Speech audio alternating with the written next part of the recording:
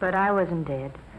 I tried once to kick off the habit, but I was too far gone. You know, the police say, find a heroin addict and you find a criminal, and that's just about it.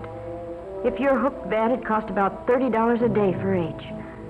Boys get the money by stealing or swiping car parts, maybe by holdups. Girls take up street walking or do what I did, become peddlers themselves. When Chuck went to jail, I used his contacts and peddled dope myself. Sure, I knew it was wrong, but when you're hooked, you can't help yourself.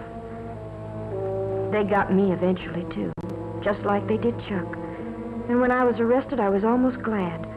I told them I wanted help. I wanted to try and kick it off. It was horrible. 5 days, and I didn't care whether I lived or died. It feels like your skin is being torn right off you, and then you ache all over and get sick and you can't breathe. Your nose runs and you have a high fever, and then you pass out, but when you wake up, it starts all over again. 5 days. But I was lucky.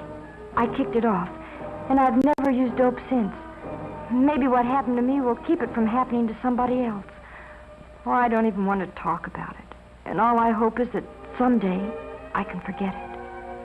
Well, that's Phyllis's story. In the United States of America, 20th century. Unbelievable, isn't it, that such things can happen? Phyllis's case is typical. Most teenagers start off with marijuana. Then they decide to see if heroin has any kick. It does. Sometimes it only takes a few days to find out they can't leave it alone. In order to get money to buy it, they turn to crime. And that's the story. There are practically no happy endings when you fool with drugs. Doctors say restoring an addict to normal life is about the toughest thing in medicine. Well, what's the answer? Enforcement? Yes, that's one of them, certainly. In the Far East a few years back, they were lining up dope peddlers and shooting them in the back of the head. But it didn't stop addiction.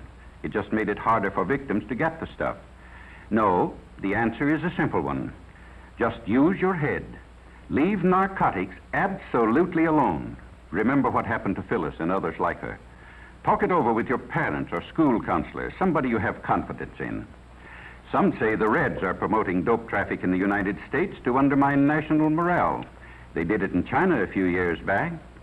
It's certainly true that the increased use of narcotics plays right into their hands. But why not show everybody, including ourselves, that young American men and women have too much intelligence to make such a stupid, ghastly, tragic mistake? Let's make tomorrow's headlines read like this.